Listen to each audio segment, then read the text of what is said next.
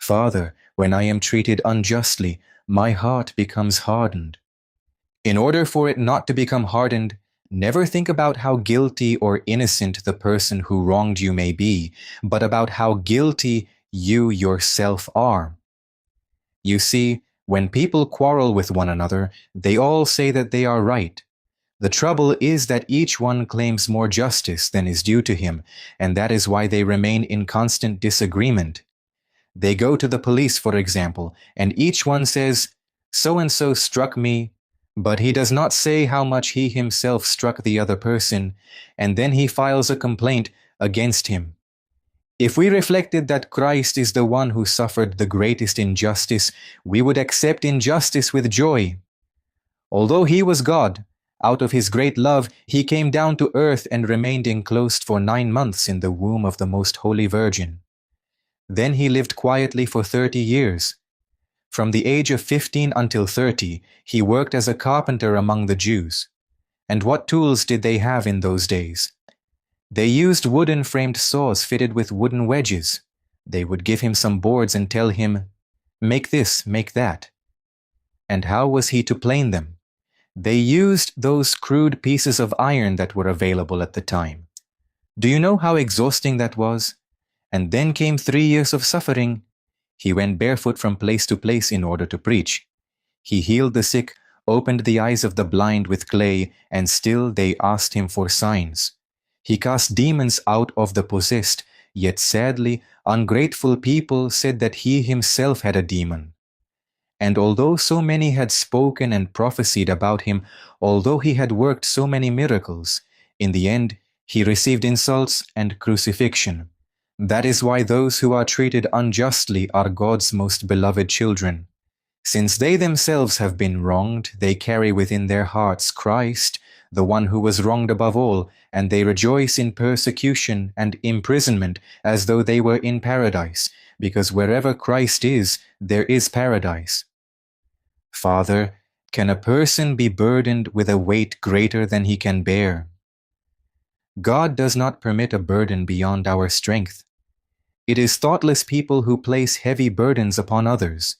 Many times, the good God allows good people to fall into the hands of the wicked so that they may gather a heavenly reward. Father, is complaining connected with ingratitude? Yes.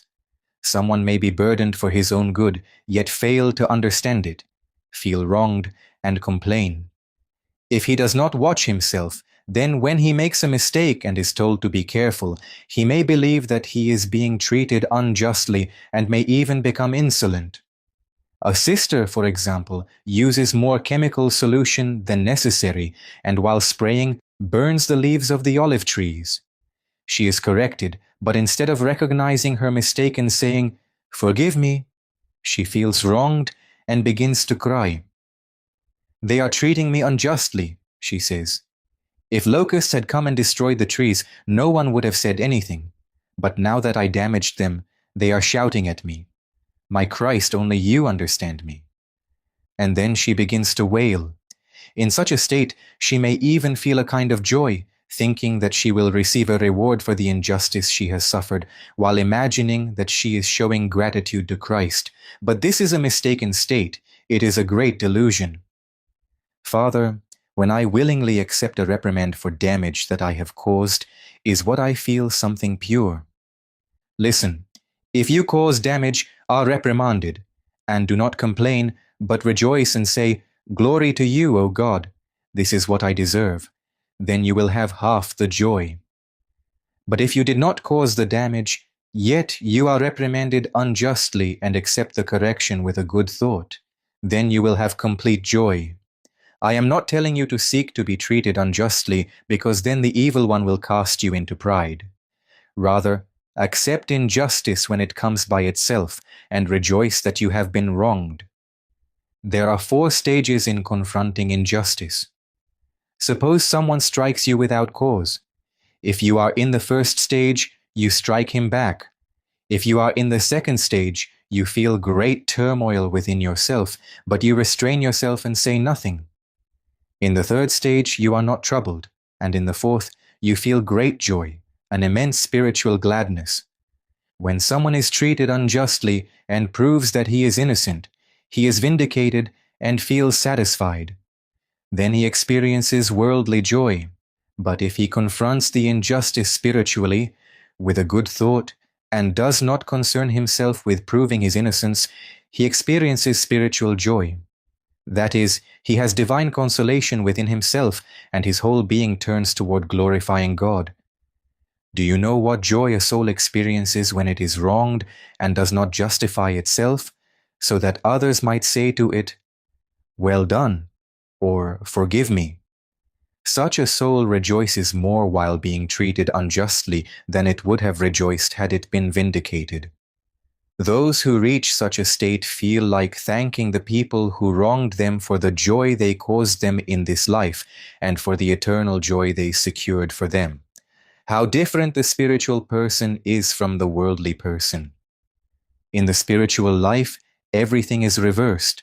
If you keep the bitter things for yourself, you feel well. But if you give them to someone else, you feel badly. When you accept injustice and justify your neighbor, you receive into your heart Christ, the one who was treated with the greatest injustice. Then Christ remains within you and fills you with peace and gladness. Try, my children, to live in this joy. Learn to rejoice with this spiritual joy, not with worldly joy. Then you will celebrate Pascha every day. There is no greater joy than the joy you feel when you accept injustice. If only everyone would treat me unjustly. I tell you sincerely, the sweetest spiritual joy I have ever felt was when I was treated unjustly. Do you know how much I rejoice when someone tells me that I am deluded? Glory to you, O God, and I say, because from this I receive a reward. But if someone tells me that I am a saint, I become indebted. There is nothing sweeter than injustice.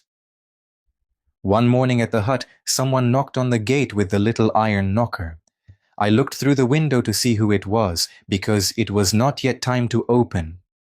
I saw a young man with a radiant face, and I understood that he had a spiritual inner life, because the grace of God revealed it in him. Therefore, although I was busy, I stopped what I was doing, opened the gate, brought him inside, offered him a glass of water, and discreetly began asking him about his life, because I could see that he possessed spiritual composure. "What work do you do, young man?" I asked him. "What work could I do, Father?" he answered. "I grew up in prison. I spent most of my life there. I am 26 years old now." "But tell me, young man, what did you do that caused them to imprison you?" I asked him. Then he opened his heart. "From the time I was little, I felt great pain whenever I saw unhappy people. I knew all those who were suffering, not only in the parish where I lived, but also in other parishes. The priest of our parish and the church wardens were constantly collecting money and constructing buildings, halls, and other improvements, while completely neglecting poor families. I do not judge whether all the things they were doing were absolutely necessary, but I could see that many people were deeply unhappy. So I would secretly go and steal from the money they had collected. I would take a considerable amount, but not all of it. I would buy food and various things and leave them secretly at the doors of poor families. Then, immediately afterward, so that someone else would not be arrested unjustly, I would go to the police and say, 'I stole the money from the church and spent it,' without adding anything else. They would begin beating me and insulting me, calling me a robber and a thief, while I remained silent. After that, they would put me in prison. I did this for years. The whole town where I lived, a town of 30,000 inhabitants, as well as the surrounding towns, knew me and regarded me as nothing but a robber and a thief. I kept silent and felt joy. Once they put me in prison for 3 whole years. At other times I was imprisoned unjustly, and when they caught the guilty man, they would release me. If they did not catch him, I remained inside for as long as he should have remained. That is why I told you, Father, that I spent most of my life in prisons." After listening to him carefully, I said, "Young man, However good this may appear, it is not good, and you must not do it again. I will tell you something, but will you listen to me? I will listen to you, father, he said. You must leave this town, I told him, and go somewhere where no one knows you, to such and such a town. I will arrange for you to come into contact with good people. Work, and from your own labor, help those who are suffering as much as you can, because that is worth more. And when someone has nothing to give a poor person, yet his heart aches for him, he offers an even higher form of almsgiving, because he gives alms with the blood of his heart. If he had something to give and gave it, he would also feel joy. But when he has nothing to give, he feels only pain in his heart. He promised that he would follow my advice, and he left joyfully. 7 months later, I received a letter from Korydallos prison.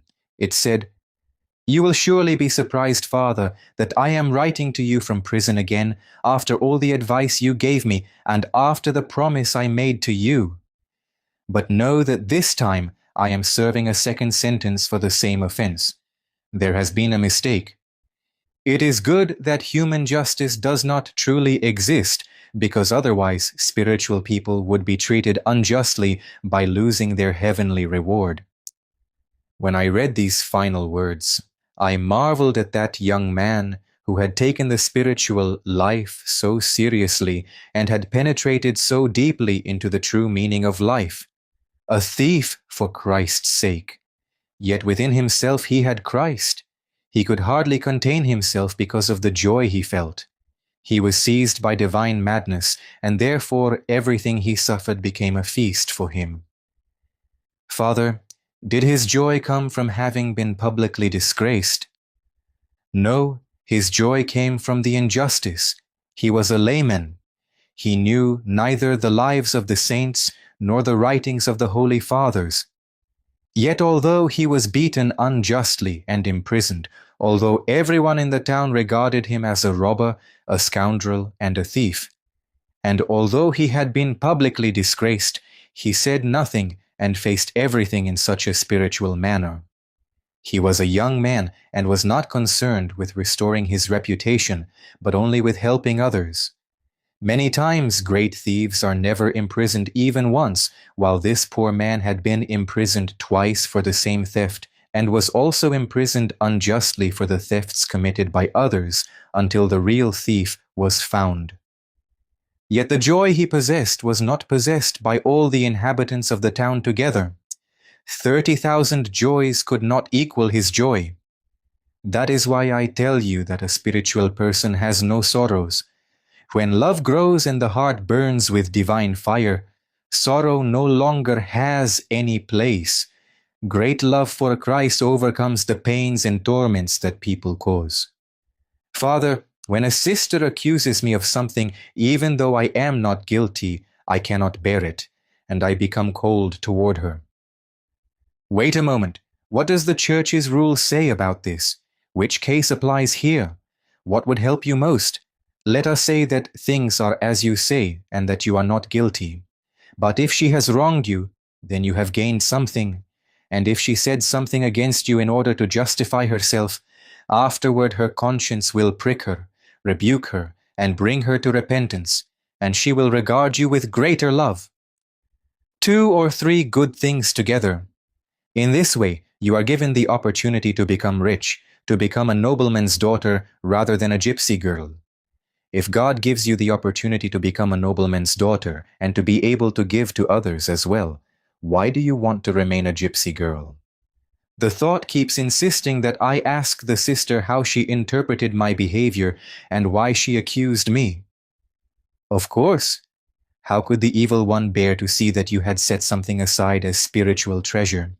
He pushes you to seek your own justice so that you may drive Christ out from within you. Father, sometimes I too would like others to show me understanding when I make a mistake. What, do you want them to say that you are right? Let us suppose that they do. Do you gain spiritually from this, or do you suffer loss? I suffer loss. If you owned a shop, would you want to make a profit or suffer a loss? To make a profit. Therefore, if in material and vain matters we do not wish to suffer loss, how much more should we seek to avoid spiritual loss? Worldly people seek material profit and do not allow it to be lost. Is it right then for spiritual people to throw away spiritual profit? Although worldly people spend the money they possess, at least they are wasting material things, whereas we waste spiritual and heavenly things whenever we refuse to accept injustice. We spend all our reward here. Why should we exchange heavenly things for earthly things? Besides, poor worldly people also have spiritual ignorance, whereas we have knowledge. We became monastics in order to gain heavenly things, but we set out toward one destination and are walking toward another. For a layman to be executed, beaten, or even merely persecuted unjustly is extremely painful. But we must seek these things and endure them for the love of Christ. We should seek dishonor, contempt, and insult, because they bring spiritual gain to our soul. A family man, for example, has responsibilities and seeks justice when he loses his good name or goes bankrupt, because he thinks about how he and his poor children will live afterward. For this reason, lay people have mitigating circumstances, whereas we do not. When we are treated unjustly and accept the injustice, then in reality we are the recipients of a great kindness. Suppose I am falsely accused of committing a crime and am imprisoned unjustly. Very well. My conscience is at peace because I did not commit the crime, and I also have a heavenly reward. Is there any greater benefit? I do not complain, but glorify God. How can I thank you, my God, that I did not commit the crime? If I had committed it, I would have suffered the reproaches of my conscience. Then the prison becomes paradise. Someone struck me unjustly. Glory to you, O Lord. Perhaps one of my sins is being erased. Once I too struck someone. I was insulted unjustly. Glory to you, O Lord. I accept this for your love, for you were struck and insulted for me. Father, I become sad when others do not have a good opinion of me. It is good that you told me. From today onward, I will pray that others may not have a good opinion of you, because this is for your benefit, my good child. God providentially arranges for people to treat us unjustly or to say some hurtful word to us, so that some of our sins may be blotted out, or so that we may deposit something in the life to come. I cannot understand what kind of spiritual life you want. You have not yet understood your own spiritual interest, and you want everything here. You leave nothing for heaven. How can you think like this? What do you read? Do you read the Evangelios? Does it not tell you there what you must do? Do you read the Gospel? Read from it every day. Father, when I do something good, I become sad if others do not appreciate it. Very well, but what do you want? Appreciation from Christ or from people? Do you not benefit far more from Christ's appreciation? How does it help you to be noticed by people? If they appreciate the good you do now, in the other life you will hear, "You received your good things." We must rejoice when people do not appreciate our labors and do not reward us, because God will take these labors into account and reward us with an eternal reward. Since divine recompense exists, let us try to deposit at least 1 drachma in God's treasury. We must accept injustice as a great blessing, because through it we acquire a heavenly blessing. Father, when someone accepts injustice not because he is thinking about the judgment to come, but because he considers accepting injustice to be something good in itself, is this correct? Well, does that not lead to the same place? Only let him take care not to do it merely in order to become a good person in a general sense, because that is what Europeans do. He must remember that he is made in the image of God and must become like his Creator. If he has this purpose, then he is traveling on the right path. Otherwise, he risks falling into European humanism. Father, how many hermits are there on the holy mountain? I do not know. Some say there are 7. For several years now, it has been very difficult for someone to find a quiet place in which to live as a hermit. For this reason, when idiorhythmic monasteries still existed on the holy mountain, some fathers found another way to live the eremitic life. For example, they would say, "I cannot find rest here. I will go to that idiorhythmic monastery to work and gather some money." And the others believed them. They would go there, work for 3 or 4 months, and then ask for more money. When the monastery refused, they would say, "This does not suit me. I am leaving." They would take a little dry rusk, go and hide in a cave and live as hermits. The others thought that they had gone elsewhere to work. And if someone asked at the monastery, "Did such and such a father happen to pass through here?" they would answer, "Yes, he passed through, but what a difficult man he was. He wanted to gather money from us. He asked for more. A monk asking for more money. What sort of monk is that?" In this way, the hermit benefited both from the ascetic struggle he was undertaking and from the slanders of others. He also benefited from thieves. The thieves would hear that such and such a man had money, go to the cave and torment him, but in the end they would find nothing. "Father, how can I imitate the virtue of a sister when she hides it? If it is not hidden, everything is lost." The saints struggled more to hide their virtue than they did to acquire it. Do you know what the fools for Christ did?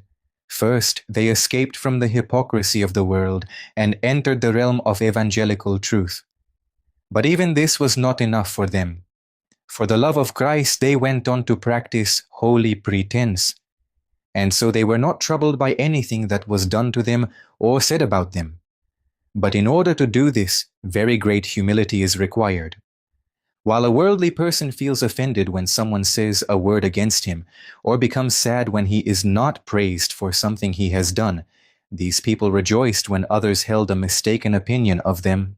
In earlier times, there were fathers who even pretended to be demon-possessed in order to hide their virtue and make others lose the good opinion they had of them.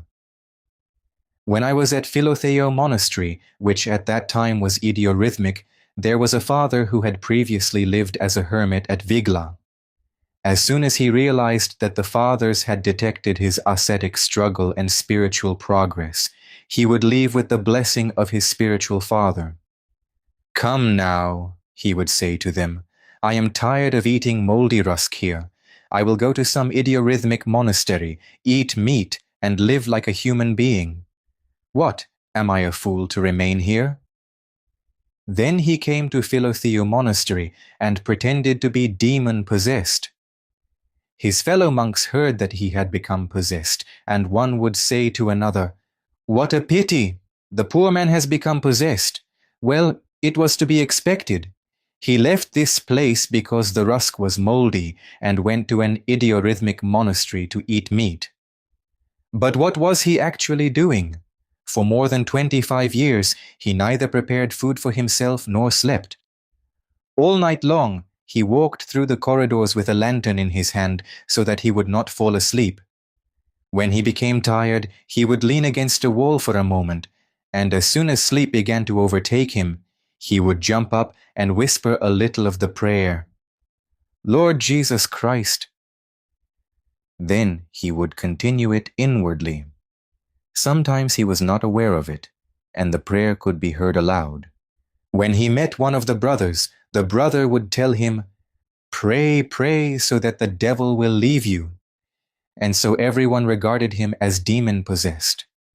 One day, a young monk of 15 said to me, "And that possessed man?" "Do not speak like that," I told him. "He has great virtue and is only pretending to be possessed." After that, they began to hold him in reverence. When he died, the fathers found him holding a sheet of paper on which he had written the name of each brother, with a nickname beside each name, so that even after death he might drive away the smallest good thought anyone could have about him. In the end, his body gave forth a sweet fragrance. You see, he wanted to remain hidden, but the grace of God revealed him. That is why one must not draw conclusions about a person merely from what can be seen if one is unable to discern what is hidden.